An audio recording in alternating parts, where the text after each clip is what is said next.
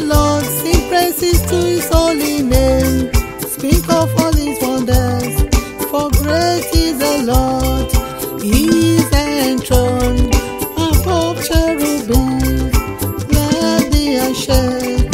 Hallelujah, hallelujah, hallelujah.